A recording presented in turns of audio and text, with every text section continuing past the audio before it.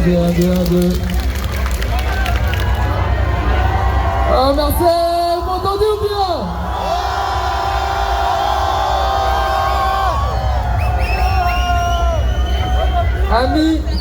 Amis, collectifs, associations, sound system, artistes, citoyens, citoyennes, merci d'être là aujourd'hui. Si nous sommes réunis ce 31 mai à Marseille, c'est parce qu'une seule chose simple nous rassemble. La volonté de défendre nos droits culturels, nos libertés associatives et la possibilité de faire vivre nos pratiques festives sans être traités comme des délinquants. Depuis des années, dans notre région comme ailleurs, des dizaines de collectifs, de groupes, d'associations et de passionnés donnent de leur temps, de leur énergie, de leur cœur pour créer des espaces de musique, de partage, de solidarité et de liberté. Ces espaces ne sont pas des menaces, ce sont des lieux de culture, de lien social, de respiration pour une jeunesse qui s'étouffe. Pourtant, nous faisons face à des pressions croissantes, contrôle abusif, saisies matérielles, menaces de sanctions disproportionnées, obstacles administratifs et un climat général qui criminalise ce qui n'est, au fond, qu'une expression culturelle légitime. Nous ne sommes pas ici pour créer du désordre. Nous sommes ici pour rappeler que la culture n'est pas un problème. Elle fait partie de la solution. Nous sommes ici pour dire que nos associations ont le droit d'exister. Nos événements ont le droit d'être reconnus. Nos pratiques ont le droit d'être respectées. Et que la jeunesse a le droit de vivre, de créer, de danser et de s'exprimer.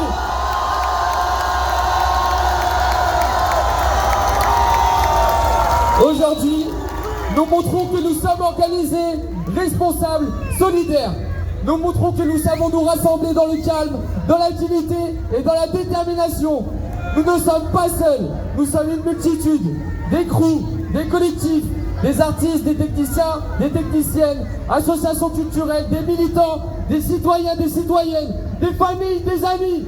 Nous sommes un tissu vivant, ancré dans nos territoires, dans nos villages, dans nos quartiers. Et ce que nous demandons est simple, du dialogue, de la reconnaissance et la fin de la répression systématique. Nous voulons travailler avec des institutions, pas contre elles. Nous voulons être entendus, pas ignorés. Nous voulons être respectés et pas menacés.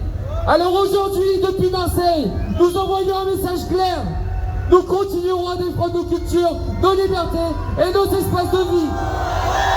Nous continuerons à créer, à organiser, à transmettre. Nous continuerons à faire vivre ce qui nous unit, la musique, la solidarité, la liberté et la fête. Alors merci à toutes et à tous d'être présents. Merci aux collectifs qui se battent depuis des années. Merci aux associations qui tiennent bon. Merci aux artistes qui continuent de créer malgré les obstacles. Merci aux citoyens qui refusent de laisser la peur remplacer la culture. Restons unis, restons solidaires et restons déterminés.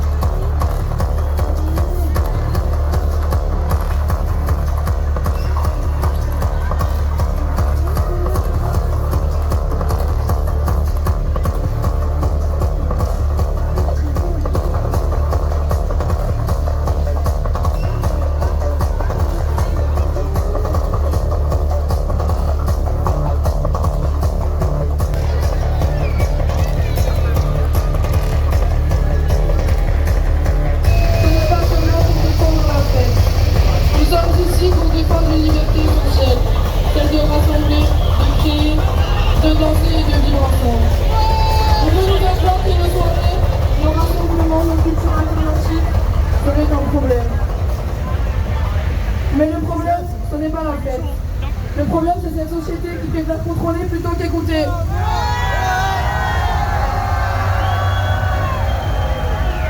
La fête n'est pas vide de sens. Dans la fête, il y a du lien, de la solidarité, de la musique, de l'art, des rencontres, des idées, de la liberté et du partage. Dans nos nuits, il y a des cultures entières que certaines vous préfèrent disparaître. Avec Riposte, on tente de criminaliser des pratiques culturelles et humaines. On transforme les organisateurs en criminels, on transforme la jeunesse en menace. Et nous refusons cela. Nous refusons une société où tout doit être surveillé et encadré, puni. Nous sommes ici pour vous dire que la fête est vivante et qu'autre voix la tue. Nous sommes aussi ici pour vous montrer que nous ne tairons pas, parce qu'à chaque tentative de répression, à chaque tentative, il y aura une réponse collective. Chaque peur imposée, nous répondrons par la solidarité. Alors aujourd'hui, ensemble, faisons du bruit, pas seulement pour nos soirées, mais aussi pour nos libertés, pour notre culture et pour le droit d'exister autrement. Et rappelons-le une dernière fois, contre Riposte, on riposte. Merci.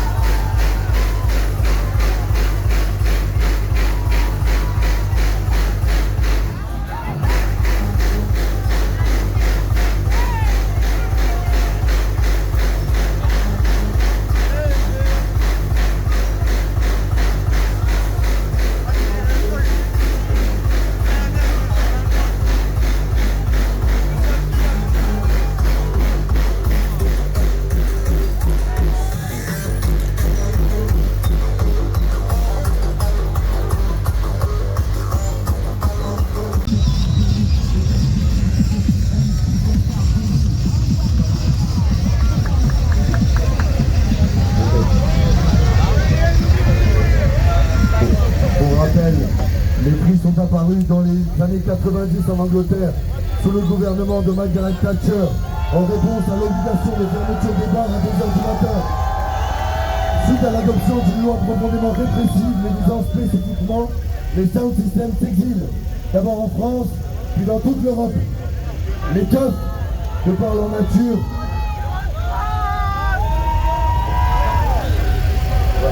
de par leur origine et leur valeur même, sont profondément politiques. Elles expriment un refus net que la fête ne doit pas être transformée en simple produit marchand et être soumise à une société capitaliste qui ne cherche qu'à faire du profit sur l'ensemble de nos existences. Que l'État n'a pas à dicter quand, comment et sous quelles conditions on peut se rassembler. Les macronistes à l'extrême droite, c'est un même objectif qui guide leur action, la course à celui qui sera le plus répressif. Et tous les moyens sont bons pour ce pouvoir qui est incapable de proposer un projet de société désirable et incapable de répondre aux inégalités d'accès à la culture, à l'art et aux loisirs, incapable avant tout de faire confiance à son propre peuple. Entre la PPL 1133 de Laetitia Saint-Paul et le projet de loi Riposte, la fibre est la même, asphyxier financièrement les personnes pour emprisonner les organes bénévoles, pour avoir permis la tenue de ces temps festifs et musicaux. Le pouvoir ne reculera devant rien, il ne dispose plus que de la violence policière, judiciaire et financière pour imposer ses décisions. Mais nous non plus, on ne reculera pas. On sait bien que la répression pour la répression n'a jamais produit les effets escomptés. Regardez d'ailleurs ce qui s'est passé à Sainte-Soline pour nos camarades militants écolos. Les violences policières ont été supprimées qu'elles ont participé à visibiliser leur cause et y faire adhérer le grand public. Ce texte riposte n'est rien d'autre qu'un nouveau cadeau fait à l'extrême droite par Laurent fasciste dans l'hémicycle. Si la droite et l'extrême droite convergent pour nous combattre, c'est qu'on leur fait peur. Notre culture appartient à toutes et à tous et reste totalement indépendante de leur logique autoritaire et capitaliste. Ils n'ont pas et n'auront jamais la main dessus. On échappe à leur contrôle et ils ne le supportent pas. Il est clair qu'eux ne feront jamais barrage au fascisme. Nous, en revanche, on le fera et on le fait déjà chaque jour, quitte à nous faire brutaliser pour ça. Notre combat est politique.